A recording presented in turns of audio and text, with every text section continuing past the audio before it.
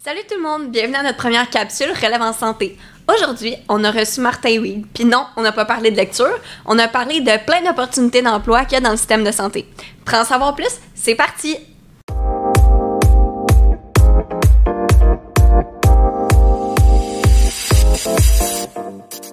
Donc aujourd'hui, pour notre première capsule, on reçoit Martin Weed. Allô? Donc merci d'avoir accepté l'invitation. Plaisir.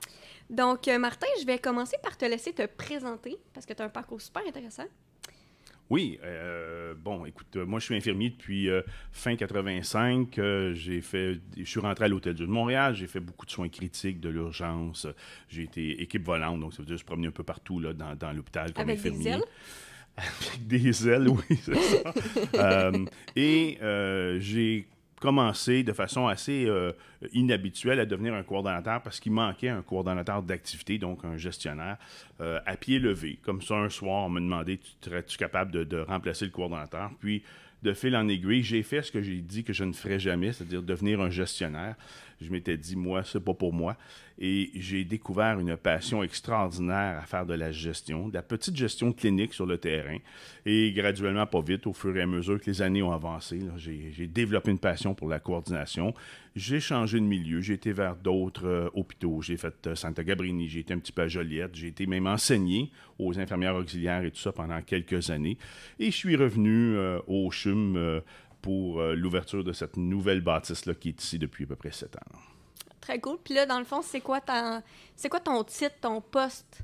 Bien, actuellement, je suis coordonnateur gestion clinique. Donc, c'est relève de moi toute la fluidité interne du CHUM. Alors, les coordonnateurs d'activité, ceux qui font la gestion de soir, de nuit, les week-ends, les jours fériés, mais également toute la gestion de lit de jour là, qui se fait, l'accueil, l'admission, salon des départs, la morgue, tout ça relève de moi et de mes équipes de gestionnaires en dessous de moi. Donc, en gros, t'es comme le chef d'orchestre de l'hôpital, c'est ça?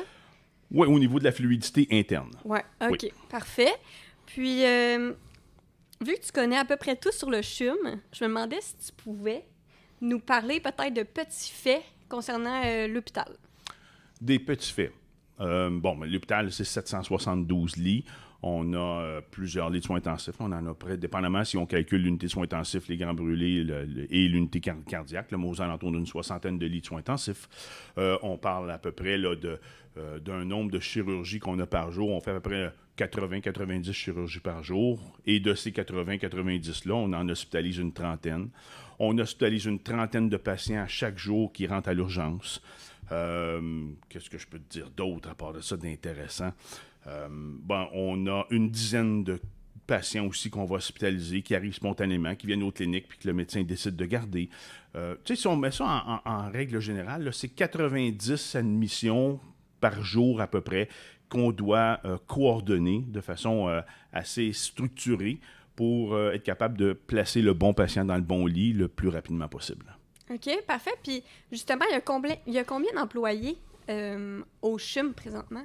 Au CHUM, bien écoute, c'est très aléatoire, mais en ce moment, c'est à peu près 18 000. À peu près 18 000 personnes, 4 000 quelques infirmières, 4 000, 4 500 infirmières, 1 800 médecins, toutes spécialités confondues.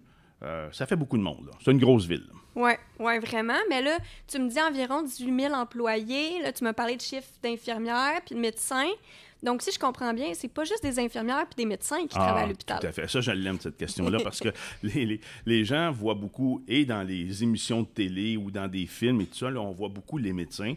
C'est correct. J'ai beaucoup d'amis médecins, puis c'est des personnes hyper importantes, mais tout le monde va dire que ce n'est pas que ça, un hôpital. Hein? Il y a des métiers qui sont malheureusement souvent non discutés, puis sont tellement importants que je parle aux inhalothérapeutes, que je parle, oui, d'infirmières, mais il y a les IPS, qui sont des infirmières plus spécialisées, qu'on parle des technologues médicaux, qu'on parle des technologues en radiologie, qu'on parle des techniciens en laboratoire ou technologues de laboratoire, qu'on parle des préposés aux bénéficiaires. Tu sais, dans le CHUM, là, il y a 38 regroupements de métiers.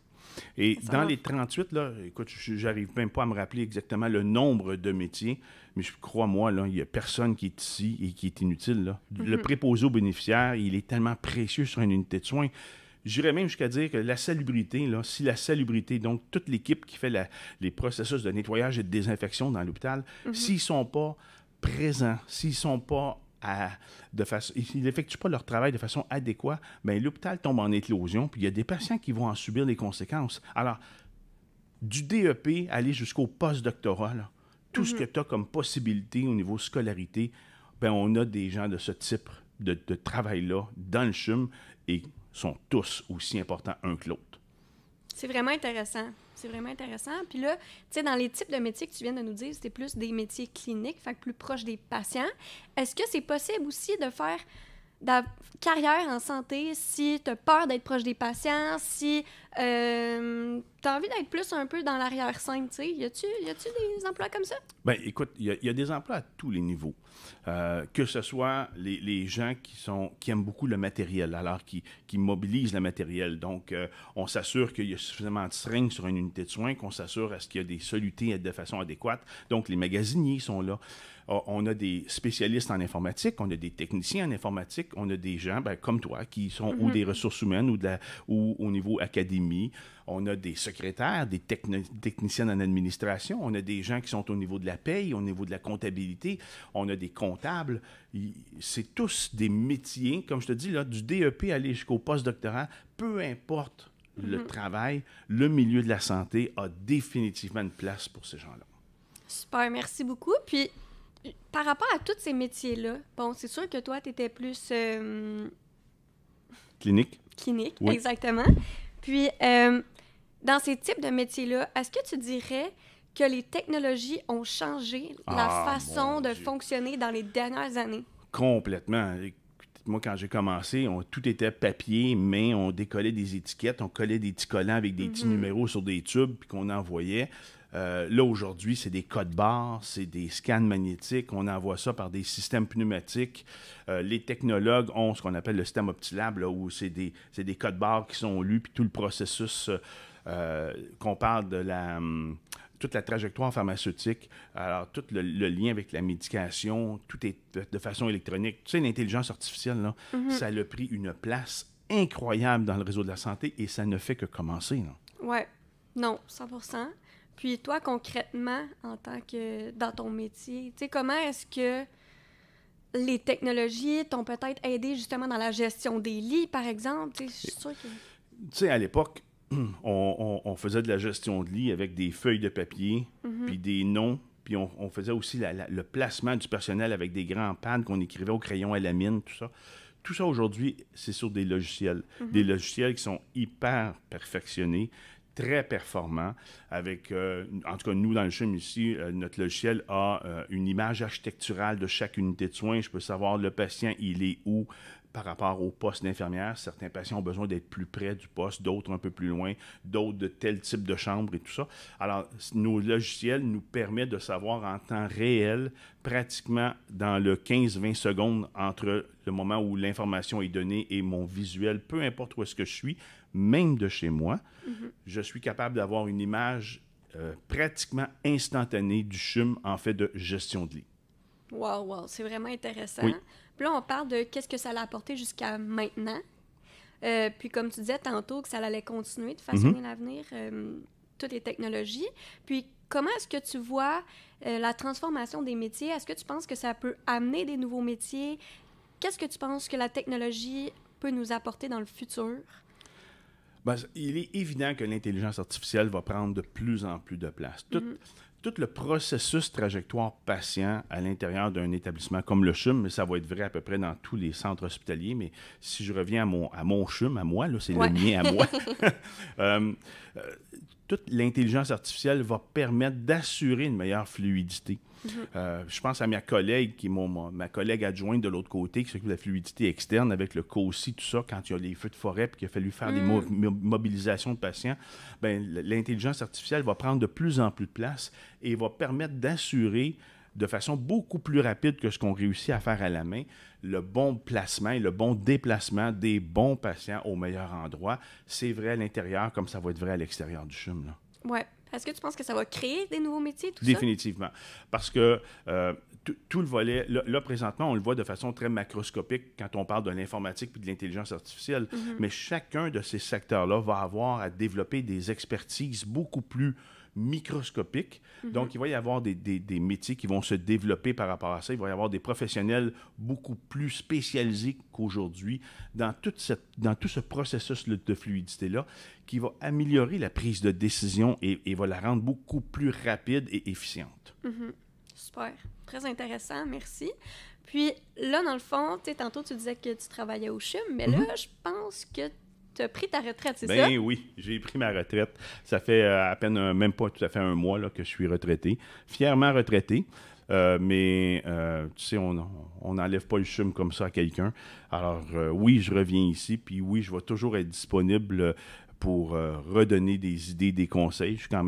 J'ai quand même développé une expertise en fluidité. Il y a des gens, il y a moins de quelques jours, là, de l'Europe qui m'ont appelé pour des conseils également. Alors oui, je demeure encore relativement actif là, dans le processus de fluidité en tant qu'expert. Super, mais félicitations à toi pour ta retraite. Merci. Puis dans le fond, justement, vu que tu prends ta retraite, j'imagine que tu as besoin de relève. Oui. Des jeunes, peut-être, qui vont vouloir faire quelque chose comme toi.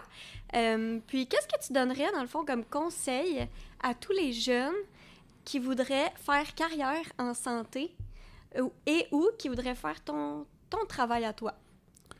L'expérience commence par la base.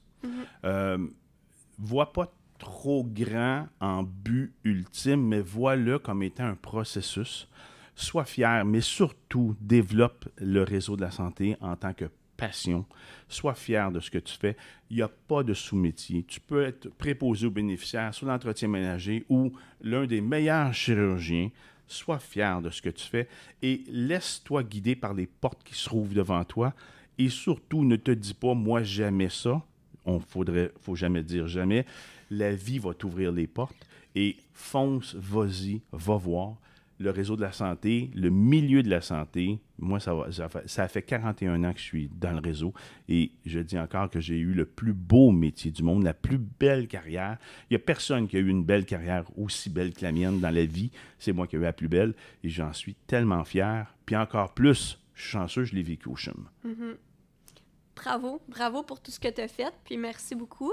Donc, je finirai notre entrevue comme ça, si ça te va. Parfait. Puis, merci beaucoup encore. Puis, c'est ça. Bonne suite à toi. T'es gentil. Et au plaisir de... Si tu as besoin de moi, tu me rappelles? Parfait. Merci. Merci. Salut.